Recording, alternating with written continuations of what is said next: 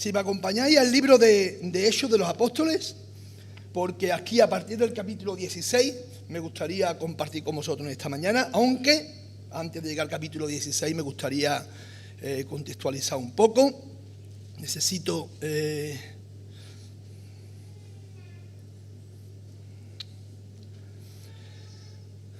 Hermanos, hemos estado, a los que hemos colaborado, hablamos esta mañana con hermanos, a los que hemos tenido la oportunidad, ¿verdad?, de colaborar con el barco Logo. Estaba pensando ahora en José Pablo, qué bendición, ¿verdad? Y 4 hermanos concretamente voluntarios que han estado 2 semanas completas colaborando con ellos, 2 semanas cada uno. También un equipo hemos tenido la responsabilidad del cuadrante, del reparto de la literatura gratuita, y en un porcentaje muy alto ha sido Oré quien ha estado al frente repartiendo. He dicho protagonista, no es el deseo ni tampoco es la motivación, sino ha estado trabajando, ¿verdad?, ahí en esos repartos, haciendo un cuadrante muy minucioso. María José ha estado al frente de ese cuadrante. Y además, hermanos, se le ha dado una cobertura en la logística, hemos colaborado con ellos, hemos ayudado en las relaciones con las iglesias, con las administraciones públicas. Hemos tenido un corazón de servicio. Hemos tenido un corazón de servicio. Cristian, el director de Operación Movilización a nivel de Europa Occidental, en la conferencia de pastores, nos retó a ser discípulos, porque Operación Movilización es un ministerio que moviliza a la iglesia para ser discípulo. Y nos hablaba de la necesidad de evangelizar y de discipular, ¿verdad? Hacer discípulos es hacer seguidores de Cristo. Eso es un discípulo, hacer seguidores de Cristo. En la clausura me ofrecieron la oportunidad de poder compartir como representante del comité organizador de la iglesia de este proyecto, y lancé un reto a la iglesia de Dios. Había allí representantes denominacionales, pastores de toda denominación. Fue una oportunidad de poder ofrecer un reto, hermano, a la iglesia, a colaborar con otras iglesias en lo que es la evangelización. Podemos colaborar juntamente con otras congregaciones de diferentes denominaciones, con diferentes doctrinas, podemos colaborar en lo que es la evangelización. De hecho, el equipo que formamos dentro de este comité éramos representantes denominacionales, o sea, pastores de diferentes iglesias, de diferentes denominaciones, y hemos estado trabajando con un anhelo, con un corazón, todos en un mismo sentir. Y, hermanos, hemos aparcado nuestras doctrinas, hemos aparcado las enseñanzas que son para dentro de la iglesia, le hemos aparcado para poder evangelizar comúnmente y llevar este proyecto a un buen puerto. No tenemos que renunciar a nuestras doctrinas, no tenemos que renunciar a lo que creemos que la palabra de Dios nos dice, pero sí podemos, hermanos, evangelizar comúnmente con otras iglesias, y allá afuera el evangelio es sencillo: arrepentimiento y fe para con Cristo. Eso es una doctrina común que tenemos todos. Y después, si la persona llega a conocer al Señor y vive en San Pablo, pues bienvenido en nuestra iglesia, y nuestra iglesia es la doctrina conforme a nuestra enseñanza.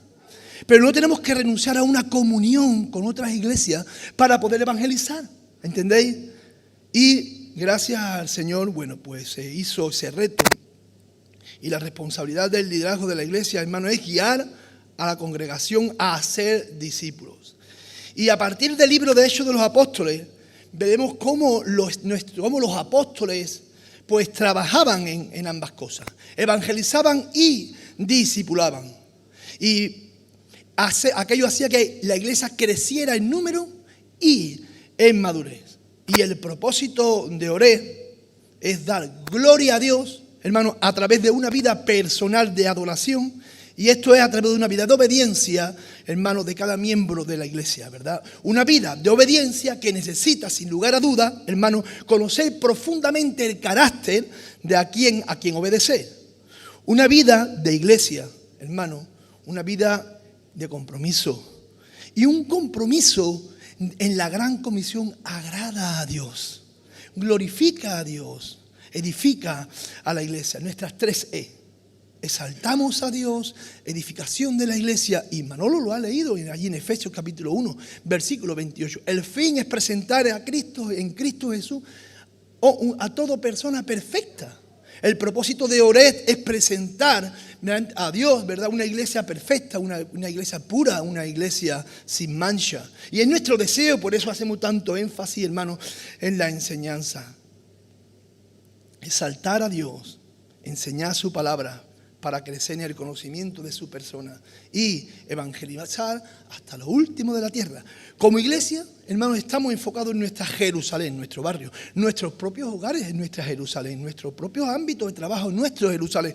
Pero además, hermanos, podemos llegar a nuestra Judea, podemos ampliar, ¿verdad?, nuestra meta, porque tenemos un propósito que es, hermano, es llevar, la gran comisión nos habla de toda la tierra, podemos colaborar con otros. Y de hecho, Oreb siempre ha sido una iglesia colaboradora con otros ministerios, con otras labores paraclesiales, para poder llevar el evangelio más allá de nuestra frontera, de nuestra Jerusalén.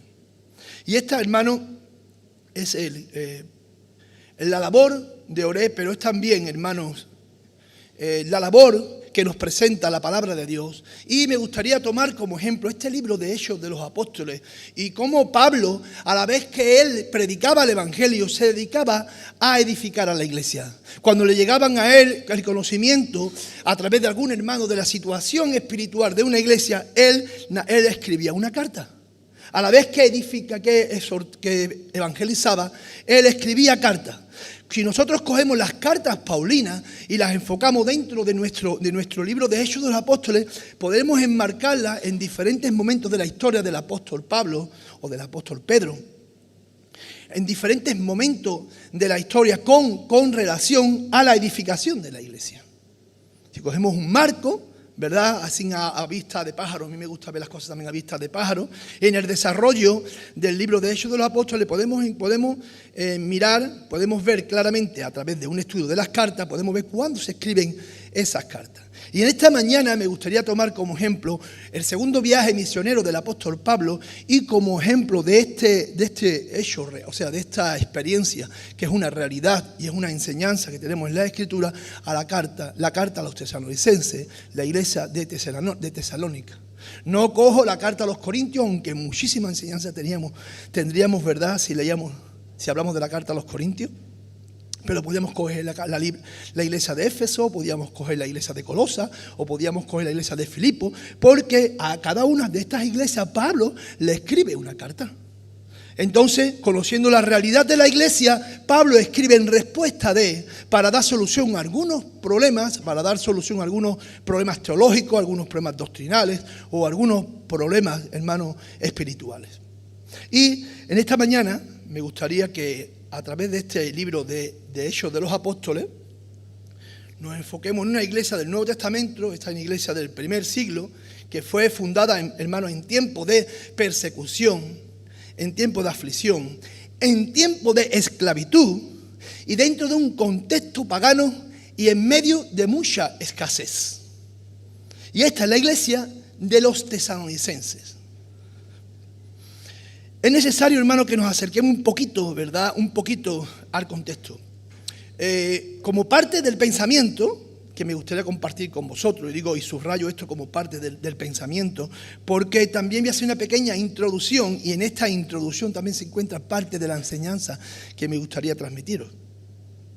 Y es necesario que nos acerquemos dentro, ¿verdad?, de ese contexto histórico, geográfico, cronológico, dentro del libro de Hechos de los Apóstoles, para ver dónde se encuentra Tesalónica, ¿verdad?, y cuál es el propósito de Pablo con Tesalónica. Como el Espíritu Santo es quien guía a la iglesia. Y si me acompañáis al libro de Hechos de los Apóstoles, en este capítulo 16, nos encontramos que Pablo y Silas llegan allí a Derbe y a Listra, y después de pasar Siria y Cilicia, Pablo acaba de iniciar su segundo viaje misionero desde Antioquía. Juntamente aquí, en el versículo 2, se añade otro personaje. Vemos cómo en el desarrollo del libro de Hechos de los Apóstoles, Dios va levantando a personas, Dios va levantando obreros, porque la obra necesita obreros. Y en el capítulo 16, en el versículo 2, dice, y daban buen testimonio de él los hermanos que estaban en Listra y en Iconio, hablando de la persona de Timoteo, capítulo 16, versículo 2. Pablo va añadiendo a aquellos que dentro de la iglesia tienen buen testimonio para la obra misionera. Y qué enseñanza, ¿verdad? Más clara, ¿verdad? La obra necesita obreros y obreros con buen testimonio para llegar a un mundo caído, donde no hay valores, hermanos, donde no hay principios morales. Pero vemos cómo el Señor va añadiendo y a los que están destinados, ¿verdad? Allí a su obra. Y ellos, hermanos, estaban visitando en ese segundo viaje misionero las iglesias que Pablo fundó en el primer viaje misionero. Están confirmándolas en la fe, están animándolos, están fortaleciendo. Y les llevaba una carta de los apóstoles y de los ancianos de la iglesia de Jerusalén. ¿Recordáis? En el capítulo 15 de este libro de Hechos de los Apóstoles hay el primer concilio que se desarrolla en el año 49 y ahí se toman unas decisiones. Y ellos son portadores de las decisiones que se toman en esta carta, en esta reunión, en este concilio, para no poner más carga en los nuevos creyentes de las que ya se habían puesto. Entonces, hermano, Pablo se propone predicar y extender el evangelio en Asia, en toda la zona asiática, en ese segundo viaje misionero. Pero mirad el versículo 6 de este capítulo 16, dice, y atravesando Frigia y la provincia de Galacia, le fue prohibido por el Espíritu Santo hablar la palabra en Asia. Y mirad también el versículo 7. Y cuando llegaron a Misia, intentaron ir a Bitinia, pero el Espíritu no se lo permitió. Vemos el deseo, ¿verdad?, del apóstol Pablo de compartir el evangelio en zonas donde antes no había estado. Este deseo lo hace compartir en las zonas de Asia, pero el Espíritu Santo no se lo permitió. ¿De qué forma no se lo permitió el Espíritu Santo? Bueno, pues yo no lo sé. Pero vemos que hubo impedimento para que él predicase tanto en el norte como en el sur. Entonces ellos atravesaron de este a oeste por las zonas del sur de las provincias de Galacia y por la zona media de Asia. Dios tenía un objetivo con aquel equipo evangelístico, porque Dios tiene un objetivo con nosotros como iglesia y Dios tiene un objetivo contigo, hermano, como miembro de esta iglesia. Dios tiene un propósito. Ellos tienen que cruzar por el mar desde Troas, hermano, hasta la provincia de Macedonia.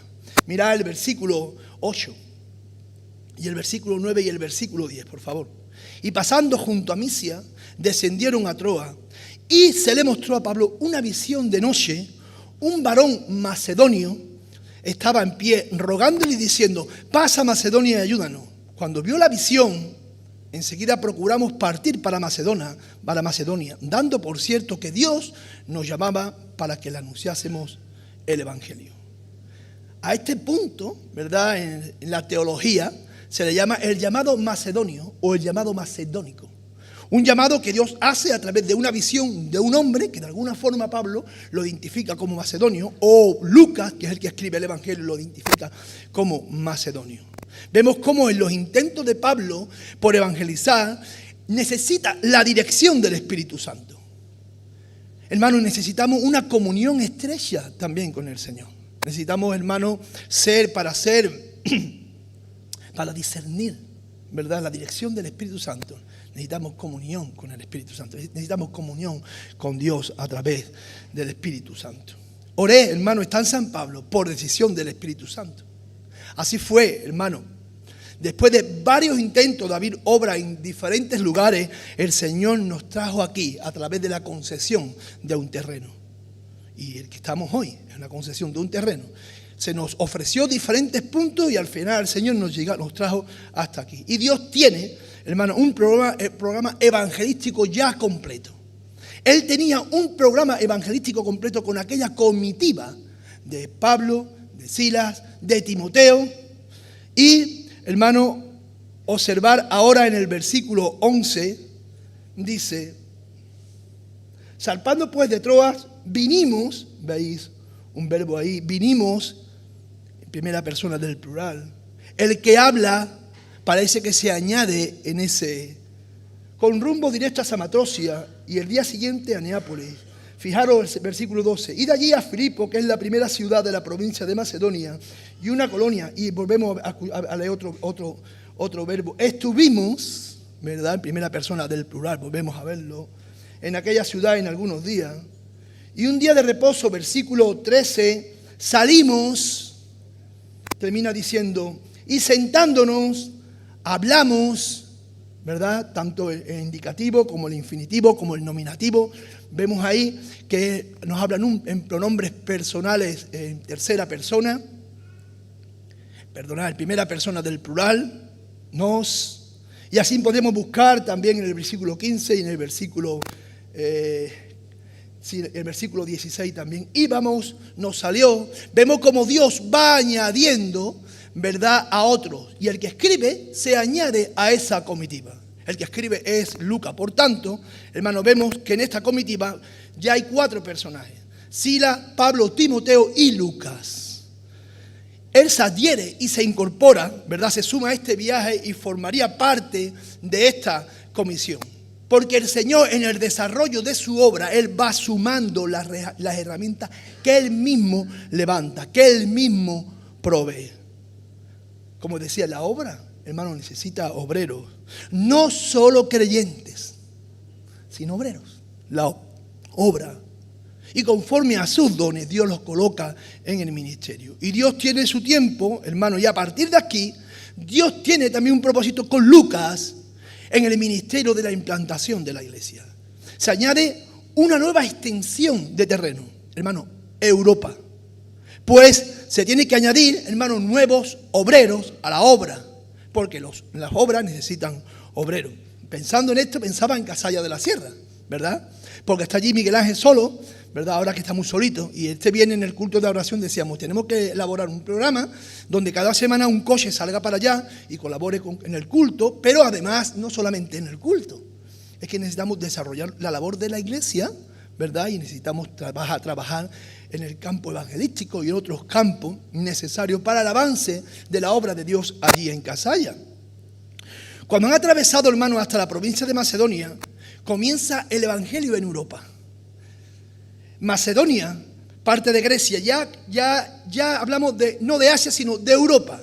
Comienza la extensión del reino. Si nos habían dado una comisión, ¿verdad? Jerusalén, Judea, Samaria y hasta los últimos de la tierra, ¿verdad? Pues esto formaba parte, ¿verdad?, el último continente de la tierra. Una nueva etapa conforma a esa nueva comisión. Y mirad el versículo 12, nos dice, ir allí a Filipo, que es la primera ciudad de la provincia de Macedonia, y una colonia, y estuvimos en aquella ciudad algunos días. Un punto estratégico, una ciudad importante. El primer lugar, hermano, que de Europa, donde Pablo y su equipo comienza allí a evangelizar. Aquí en Filipo, hermano, Filipo comienza una iglesia. Hay varios acontecimientos que hacen que se funde la primera iglesia de Europa a través del apóstol Pablo. Vemos en el versículo 14 a Lidia, la mujer vendedora de púrpura, que por cierto no era europea, era asiática porque era de Tiatira, donde el propio Pablo no la había dejado ir a predicar, ¿verdad? Donde el Espíritu Santo había prohibido ir a predicar. Pero vemos que la primera persona, ¿verdad?, que se convierte en Europa no es europea, es asiática. Pero, hermano, ella y su familia se convirtieron al Señor y se bautizaron e invitaron a Pablo a su casa. Después, más tarde, hermano, vemos como el apóstol, a causa de la expulsión de un espíritu de adivinación, ¿os acordáis? Este espíritu pitónico en la mujer, del versículo 18 y 19, acompañarme. Y esto lo hacía por muchos días, mas desagradando a Pablo, se volvió y dijo al espíritu, te mando en el nombre de Jesucristo que salga de ella, y salió en aquella misma hora. Pero viendo sus amos que había salido la esperanza de su ganancia, prendieron a Pablo y a Silas y los trajeron al foro ante las autoridades. Podemos ver, hermano, cómo la esclavitud formaba parte de la cultura antigua y especialmente del pueblo romano. Séneca, el gran filósofo, que era consejero del emperador, decía que si se hubiese vestido todos los esclavos de un mismo color, sería tan peligroso que constantemente estarían expuestos a la sublevación. De la gran cantidad de esclavos que había, quizá 1 a 1, 50% de la población. Pero vemos cómo los dueños de esta mujer pitonisa, al ver que sus ganancias son echadas de ellas, ¿verdad? Ese espíritu de adivinación que fue expulsado de ella a través del apóstol Pablo en el nombre de Jesús, denuncian a Pablo y denuncian a Silas, y como castigo de libertarla de la esclavitud de un espíritu maligno, bueno, pues son llevados a la cárcel, son encerrados en los calabozos de lo más profundo. Pero en medio de la noche ellos oraban y cantaban himnos. Y mirad el versículo 25 porque, y dice, pero en medio de la noche, orando Pablo y Silas, cantaban himnos a Dios. Y mirad, y los presos lo oían. Y los presos lo oían. Los que estaban allí confinados, los que estaban presos, escucharon a Pablo y a Silas cantar himnos. Y ellos lo oían. Y vemos, hermano, que acontece un terremoto. Y las puertas son abiertas, los grilletes son sueltos, las cadenas son soltadas. Y el carcelero, viendo lo ocurrido, perdió esa esperanza de que alguien no se hubiera fugado y entonces quiso quitarse la vida. Solo podemos ver los versículos siguientes. Ese era el castigo, hermano, que recibía aquellos que custodiaban a un preso. Esa es la vida del vigilante por la vida del preso. La fuga de un preso significaba la muerte de aquel que lo vigilaba. Pero Pablo, veis en el versículo 28, le dijo, no te hagas ningún mal, pues estamos aquí todos. Versículo 29 y 31, temblando, se postró a los pies de Pablo y de Silas. Y sacándole les dijo, señores, ¿qué debo de hacer para ser salvo?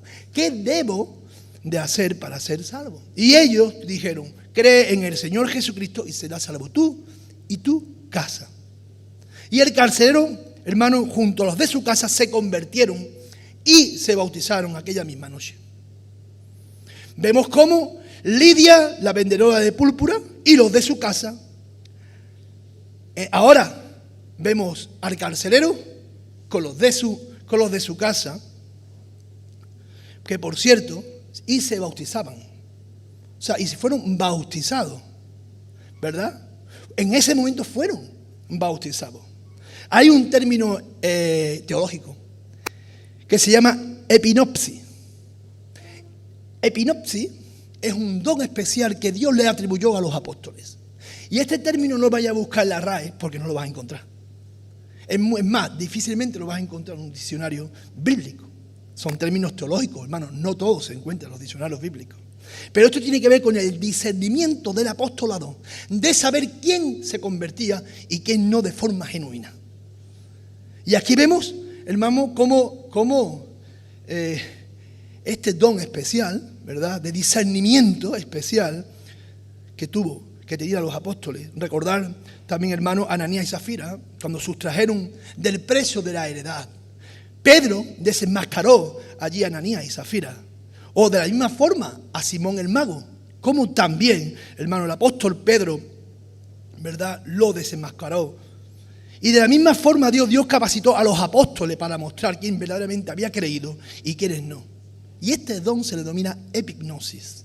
Pero hemos visto cómo allí en Filipos, hermano, aquellas personas, Lidia y su familia, el carcelero y su familia, y muchos, posiblemente muchos de esos presos que oyeron, hermano, muchos de esos presos que oyeron, se entregaron al Señor.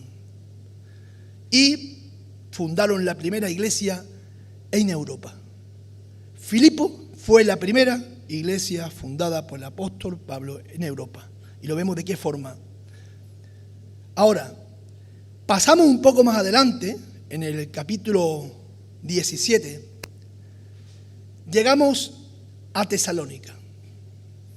Aquí, hermano, antes de entrar en la carta, me gustaría leer con vosotros de forma rápida estos 10 primeros versículos, porque ya casi tengo la mitad de la predicación terminada, no preocuparos. quería llegar aquí, ¿vale? Quería llegar aquí, al punto en el cual la comitiva apostólica entran allí en Tesalónica. Cómo se formó la iglesia de Filipo, cómo Dios añadió a los salvos y cómo Dios añadió a los obreros. Había que cruzar Europa, había que conquistar un nuevo continente, pues Dios proveyó de herramientas y Dios sigue proveyendo. Voy a leerlo, ¿vale? Pasando por Anfípolis y Apolonia, llegaron a Tesalónica, donde había una sinagoga de los judíos. Y Pablo, como acostumbraba, fue a ellos y por 3 días de reposo discutió con ellos, declarando y exponiendo por medio de las Escrituras que era necesario que el Cristo padeciese y resucitase de los muertos, y que Jesús, a quien yo os anuncio, decía él es el Cristo. Y algunos de ellos creyeron y se juntaron con Pablo y con Silas, y de los griegos piadosos gran número, y de mujeres nobles no pocas. Qué forma de decir muchas, ¿verdad? No pocas. ¿Verdad? Versículo 5. Entonces los judíos que no creían, teniéndoselo, tomaron consigo algunos ociosos, hombres malos, y juntando una turba, alborotaron la ciudad, y asaltando la casa de Jasón, procuraban sacarlo al pueblo. Entended, hermano, que estamos en Tesalónica, que es a la iglesia a la que vamos a aludir, y la iglesia que vamos a estar exponiendo a partir de ahora. Estamos en Tesalónica, y esto es lo que ocurrió allí en Tesalónica. Versículo 6. Pero no hallándolos, no fueron a buscar a Pablo, fueron a buscar, ¿verdad? Parece que Pablo levantaba un tipo de odio, ¿verdad? Porque era el que estaba alborotando el mundo entero. Y vemos cómo dice, pero no hallándolos, trajeron a Jasón y algunos hermanos ante las autoridades de la ciudad, gritando: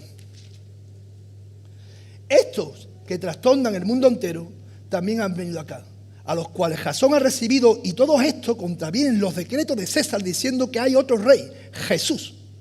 Y alborotaron al pueblo y a las autoridades de la ciudad oyendo estas cosas. Pero obtenida fianza de Jasón y de los demás hermanos, los soltaron.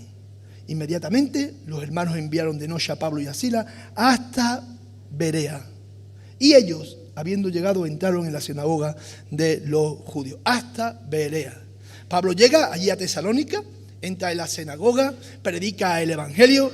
Parece que por el texto estuvo allí 3 días de reposo, 3 sábados, y ese es el tiempo, ¿verdad? Que entendemos que el apóstol Pablo estuvo allí, y ese equipo que estuvo también con él en aquella ciudad.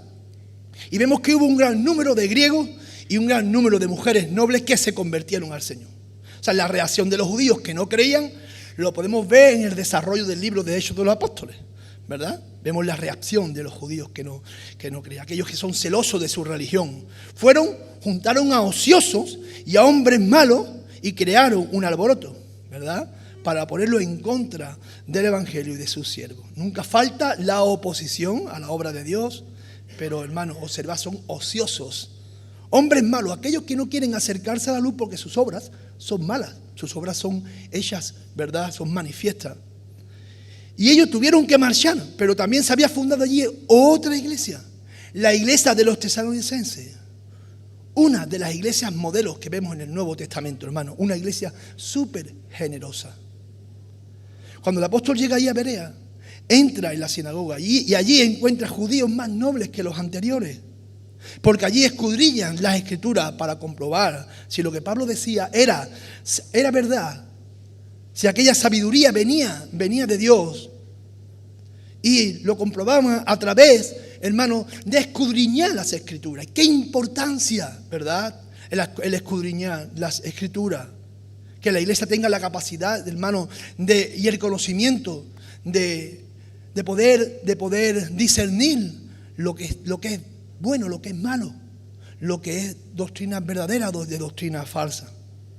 Y hermano, y eso hacemos alusión siempre a ello, es a través, hermano, del estudio de la palabra de Dios, hermano, no de algo superficial, sino un estudio serio, un estudio completo.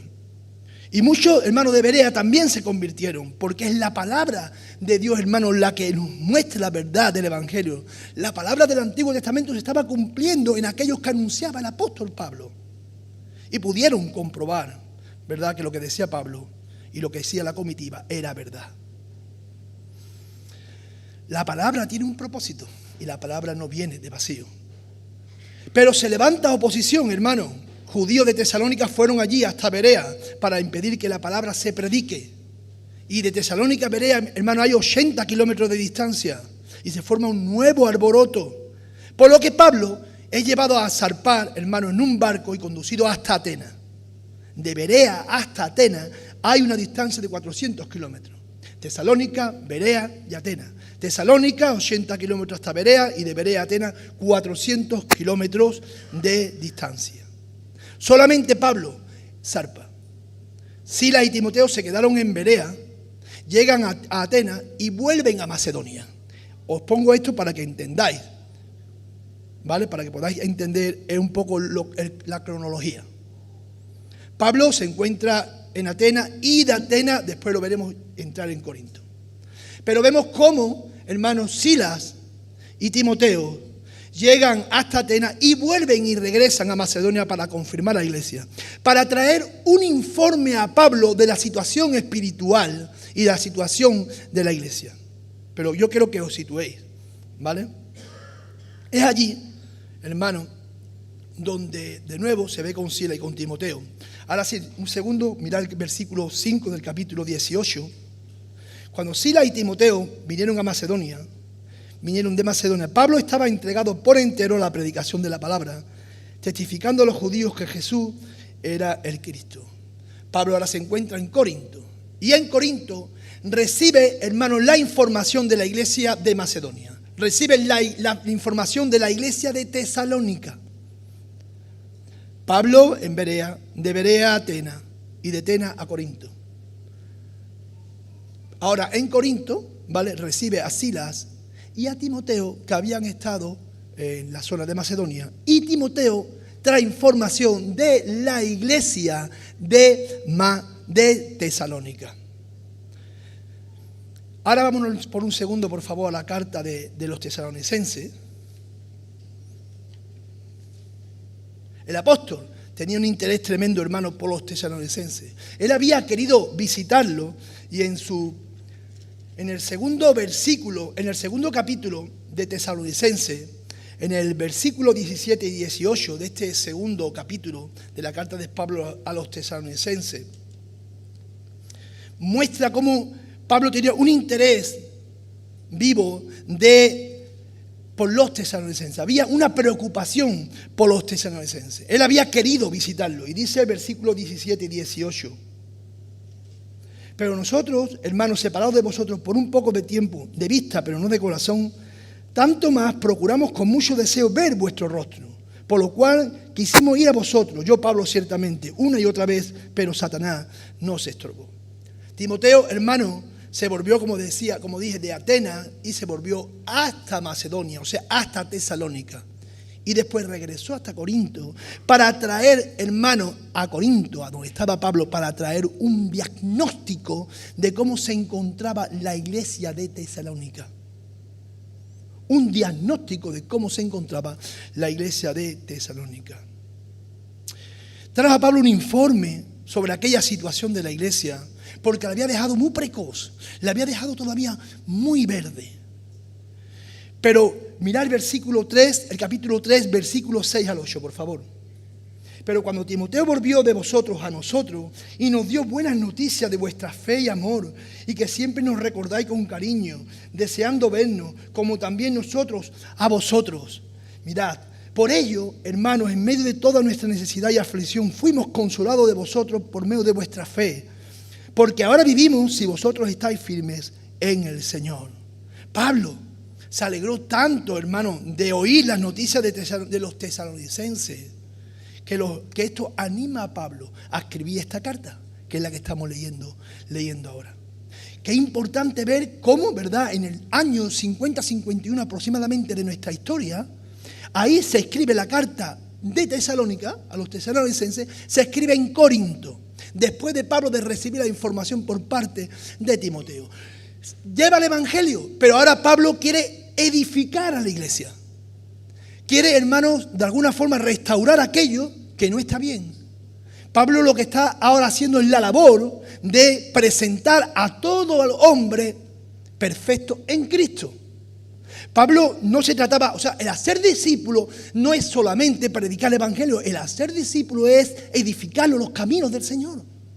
Y Pablo tenía siempre en mente aquellas iglesias que había visitado con anterioridad. Y aquí concretamente, cuando viene Timoteo y le trae el informe de la iglesia, él escribe esta carta, la carta a los tesalonicenses. Porque, hermanos, no solamente evangelizar, sino la necesidad de discipular, de enseñar. Y vemos, hermanos, cómo el Espíritu Santo había guiado a Pablo y a su equipo hasta Tesalónica, sin dejar que se apartara de su propósito. Él había cerrado norte y había cerrado sur de Asia para que Pablo pasase con su equipo hasta Europa. Fundar Filipo, pasar por Berea, llegar a Atenas, predicar en Atenas. Y ahora, hermano, llega a Tesalónica. La importancia de la iglesia de Tesalónica. Tesalónica, hermano, su vía de comunicación era la vía que Dios estaba mirando para que el evangelio llegase hasta, hermano, el este y extenderse desde Asia hasta Europa.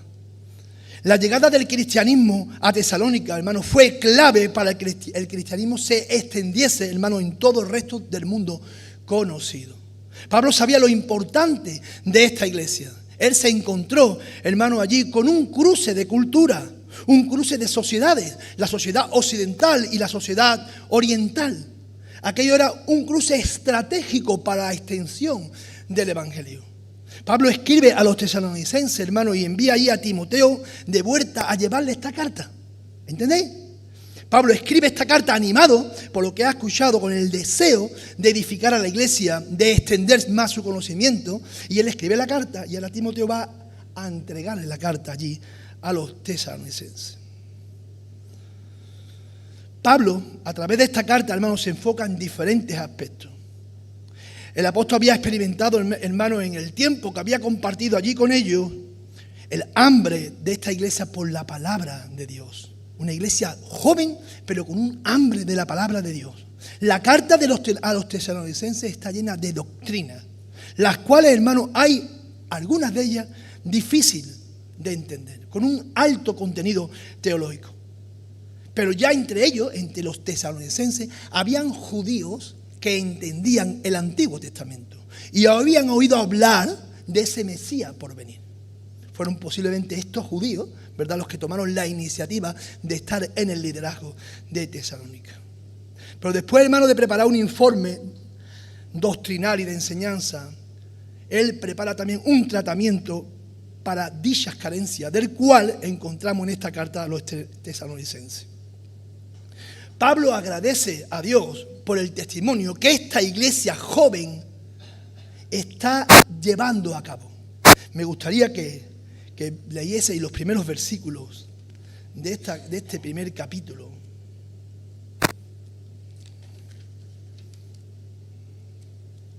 Como una iglesia tan joven. Damos gracias, versículo 2. Damos siempre gracias a Dios por todos vosotros, haciendo memoria de vosotros en nuestras oraciones. Vemos como Pablo, ¿verdad?, oraba siempre por la iglesia de Dios y dice, acordándonos sin cesar delante del Dios y Padre nuestro, observad la labor de la iglesia, de la obra de vuestra fe, del trabajo de vuestro amor y de vuestra constancia en la esperanza en nuestro Señor Jesucristo. Pablo agradece a Dios por el testimonio de esta iglesia. La obra de vuestra fe, la fe, hermano, que obra. Una fe genuina, una fe que obra, una fe que muestra, que se manifiesta a través de una vida de obediencia, a través de una vida de obra. Del trabajo de vuestro amor, el servicio, hermanos, por Dios, está motivado por el amor al Señor Jesús. Una iglesia sana, que acaba de convertirse con poquitos meses. Y fijaros cómo la iglesia era de madura. El cristianismo es una persona, hermano, a la que servir. El cristianismo es Cristo. El amor hacia Cristo induce, hermano, a ese servicio voluntario.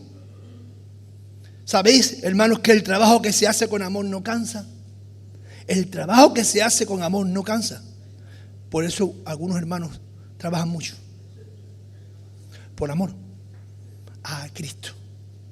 Y dice el versículo 3, y de vuestra constancia en la esperanza en nuestro Señor Jesucristo. Ellos habían estado recibiendo, hermano, persecución, pero estaban firmes en el Señor, teniendo la esperanza puestas en el Señor. Y podemos observar, hermano, este versículo que Pablo combina la fe, el amor y la esperanza. Estos tres. Y esto os hace llegar, ¿verdad?, a la carta a los Corintios, ¿verdad? Estos tres. La carta a los Colosenses también nos habla lo mismo, habiendo oído de vuestra fe en Cristo Jesús y del amor que tenía hacia todos los santos. El amor hacia todos los santos. Hermano, y el versículo 7-8 dice, de tal manera, de este primer capítulo, de tal manera que habían sido ejemplo a todos los de Macedonia y de Acaya que han creído. Porque partiendo de vosotros ha sido divulgada la palabra del Señor, no solo en Macedonia y Acaya, sino que también en todo lugar, y subrayo en todo lugar, vuestra fe en Dios se ha extendido. De modo, fijaros de qué forma aplica una hipérbole, de modo que no tenemos necesidad de hablar nada. Qué testimonio de una iglesia joven que se acaba de convertir, hermano. Y en estos versículos vemos reflejado ese testimonio de los tesalonicenses. En pocos meses ellos estaban siendo un testimonio por toda Grecia. Podemos ver en estos versículos, hermano, una expresión práctica de una fe viva. Una expresión práctica, ¿verdad? Ellos habían recibido la palabra de Dios entre persecuciones. Las mismas persecuciones que ahora están recibiendo también ellos. Pero en medio de esa aflicción, hermano, los tesalonicenses no callaban. No dejaban de compartir el evangelio. Estaban extendiendo el evangelio como la pólvora. En todo lugar. En todo lugar. Qué triste a veces ver, hermano, que después de un tiempo, hermano, se olvida de dar testimonio. Que es el pábilo se apaga. Tenemos que retomar ese primer amor. Ese amor por Cristo, hermano. Y si antes le predicamos a nuestro vecino y hace tiempo que no le predicamos, volvamos de nuevo a intentarlo. Y si antes lo compartíamos con nuestros amigos o con nuestros compañeros y ahora no lo hacemos, volvamos a intentarlo. Que ese pábilo, hermano, no se apague. Y Pablo escribe esta carta para animar a la iglesia a perseverar en la fe. Una iglesia que está viva, pero Pablo aún va más allá. El apóstol nos muestra, hermano, que los tiempos difíciles forman parte del plan de Dios para nuestras vidas. Pedro lo dice en su carta. No os sorprendáis del fuego de la prueba que os ha de venir. Eso dice Pedro, ¿verdad?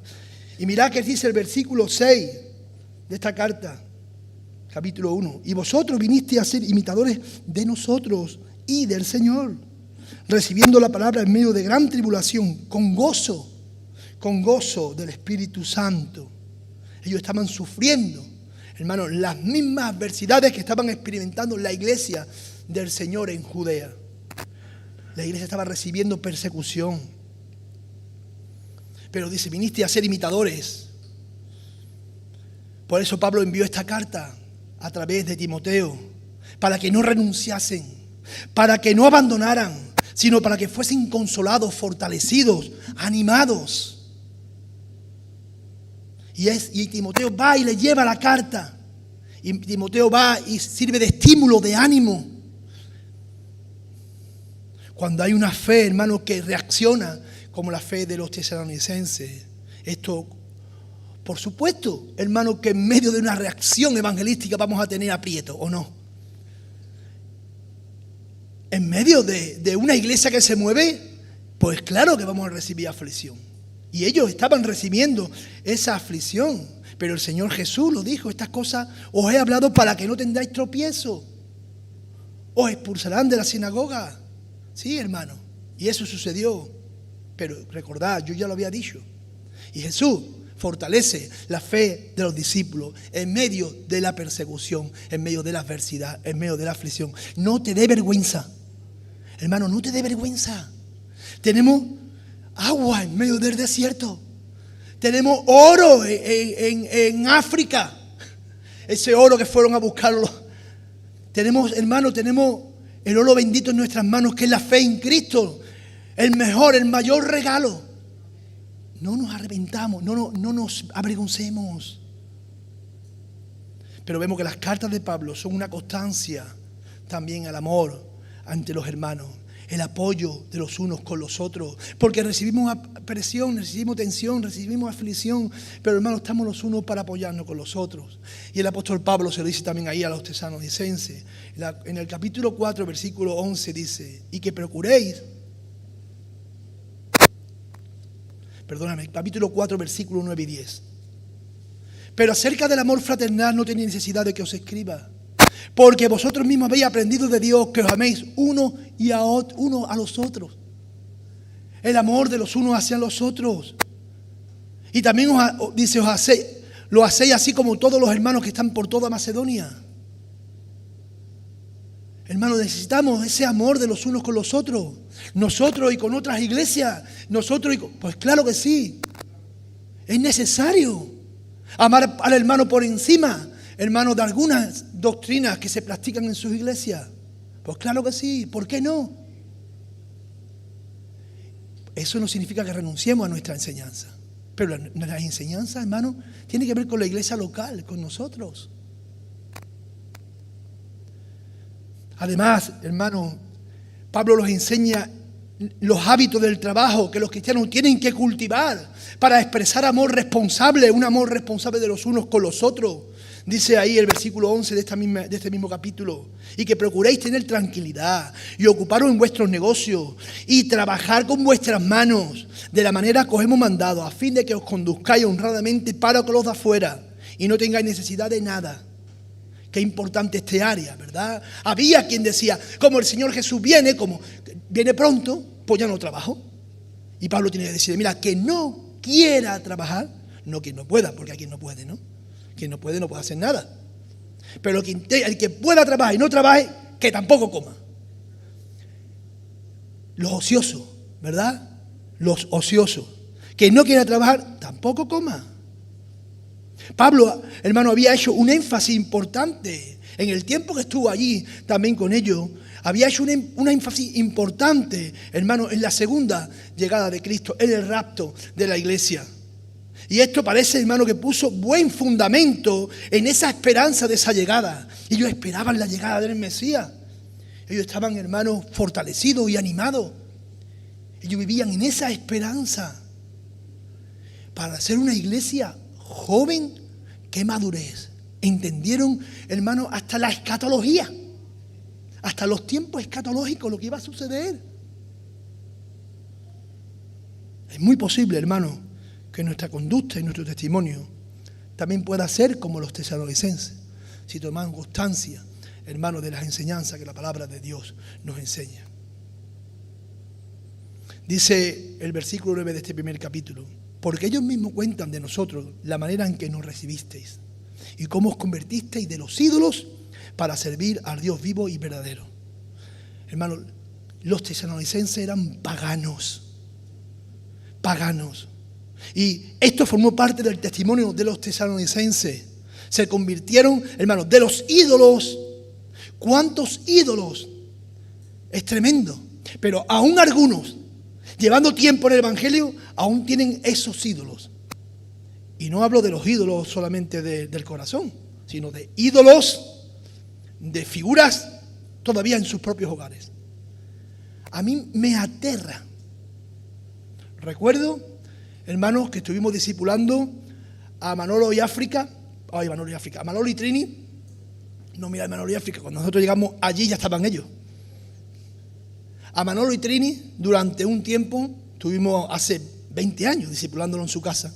Y cuando llegamos allí a su casa, nos sentamos con el discipulado en el salón. Y tenían la Virgen de la Macarena. Bueno, nosotros nunca le dijimos, quita eso de ahí, jamás. Nosotros discipulamos, enseñábamos con la palabra de Dios. Y cuando nos preguntaban, respondíamos. Pero fue un discipulado de crecimiento espiritual para ellos dos. Y un día, para que ellos entramos allí en su casa, y ya que ellos no estaban. Y entonces nos preguntaron, ¿se habéis dado cuenta de algo? Y le dijimos, llevamos meses orando para que el Señor obre en vuestros corazones. No es cuestión de decir a la gente, no hagas esto o no hagas aquello. Es cuestión de que la palabra de Dios se lo muestre en sus corazones y el cambio parta de un corazón sincero y genuino. Por eso digo, a mí me aterra cuando aún algunos creyentes, a veces no es más que pura tradición o pura costumbre, es que mi padre o es que mi madre, y todavía tienen alguna figura. A mí me aterra, de verdad. Porque Dios se abomina en la idolatría, entre otras cosas. Pero la idolatría es abominable delante de Dios. Pero no solamente tenemos, hermanos, ídolos de figuras de barro, o figuras de oro, o figuras de plata. Algunos ídolos tienen, hermanos, la imagen de un partido político, o de un equipo de fútbol, o de un cantante famoso, o de un famoso, o el ídolo puede ser aquello, hermano, que queda todavía en tu vida, que es tan importante para ti, que impide que tú disfrutes de la comunión, de la enseñanza, de un tiempo de oración. A veces idolatrizamos a nuestros hijos, a veces idolatrizamos a nuestros nietos. Todo aquello que ocupa el lugar que Dios tiene que ocupar. Aquello que aún ocupa un lugar que te impide servir a Dios. Por eso dice, os convertiste de los ídolos para servir al Dios vivo. ¿Cuál es nuestra labor o nuestra implicación en el ministerio? Quitar los ídolos y enfocarnos en Cristo. Jesús dijo, en los negocios de mi Padre me es necesario estar. Negocio. ¿Sabéis qué significa negocio? Negación de mi ocio. Niego mi ocio. Niego mi ocio para dedicarme a las cosas del Señor. Yo no sé si en tu mente has pensado esto. Niega tu ocio y dedícate a la obra de Dios. Qué hermoso tener como ocio la obra del Señor. No solamente en un ministerio, sino, hermano, tu ocio también sea la obra del Señor. Tu ocio sea su palabra, tu ocio sea la obediencia. Pablo era el ejemplo más claro, hermano, del trabajador en la obra. Él se pone siempre como de ejemplo. No voy a dar más versículos bíblicos, me faltan 3 minutos, lo quiero terminar pronto. Hermano, nunca dejó de trabajar, él seguía haciendo tiendas. Él seguía haciendo tiendas. ¿Y tenía el mismo tiempo o no tenía el mismo tiempo que aquello? ¿El mismo tiempo? ¿O no tenemos todo 24 horas? Y el Señor no te dice que te pongas a pleno tiempo a trabajar, ¿no? Pero sí, hermano, que trabajes en su obra. Y todos tenemos el mismo tiempo. Y los hombres o las mujeres que, hermano, estamos trabajando. Pero tenemos tiempo para su obra. Entonces, cuando Pablo estuvo en Tesalónica, el mismo hermano trabajaba y compartía la palabra de Dios. Edificaba a la iglesia. Hermano, los animaba. Y estando en Tesalónica, a los filipenses les hacía llegar las ofrendas. Apenas también unos meses en Filipo y llegaban ofrendas a Tesalónica. Hermano, una fe genuina, una fe, hermano, que se convierte en mi ser completo. No solamente se convierte en mi corazón, sino también en mi cartera. Porque la obra necesita también, hermano, recursos para poder levantar obreros fieles también y poder apoyarlos. Tenemos, hermano, toda una Sierra Norte, hermano, que predica el Evangelio. Y tenemos a Miguel Ángel con 73 años. A Miguel Ángel con 73 años. Lo tienen que operar de la pierna. Julia, el otro día se dobló el tobillo y está mal. La obra necesita obreros. ¿Y qué pensáis? ¿Que los obreros van a llover del cielo? Pues claro que lo va a llover del cielo, Dios lo va a traer. Pero Dios quiere que se levanten obreros. Hermanos con disposición, hermanos con el ánimo, con el anhelo, con corazones llenos de fuego por el Evangelio. Y la palabra actuó allí en los tesalonicenses. Hizo su cometido. Porque la palabra redarguye, hermano. La palabra corrige, instruye en justicia, confronta y hace que el hombre y la mujer de Dios actúe. Y vemos cómo esta iglesia de Tesalónica no solamente escuchó el Evangelio, sino que Pablo la edificó, levantó allí obreros, levantó liderazgo. Fueron, hermanos, un testimonio vivo para toda Grecia. Y Pablo, hermano, da esa enseñanza práctica. La necesidad de buscar a Dios, hermano, en santidad. Y el apóstol demanda a la iglesia también la necesidad de mantenerse en santidad. Los tesalonicenses tenían, hermano, un trasfondo inmoral, pagano. Cuando lee la carta a los tesalonicenses, verdaderamente, y ves realmente su cultura, su contexto histórico, geográfico, político, religioso, pagano, ¿entiendes? Más todavía, más aún, es como si alguien se convierte de Rocío. ¿Alguien de Rocío se convierte? ¿No? Porque todos sabemos lo que es el Rocío, ¿no?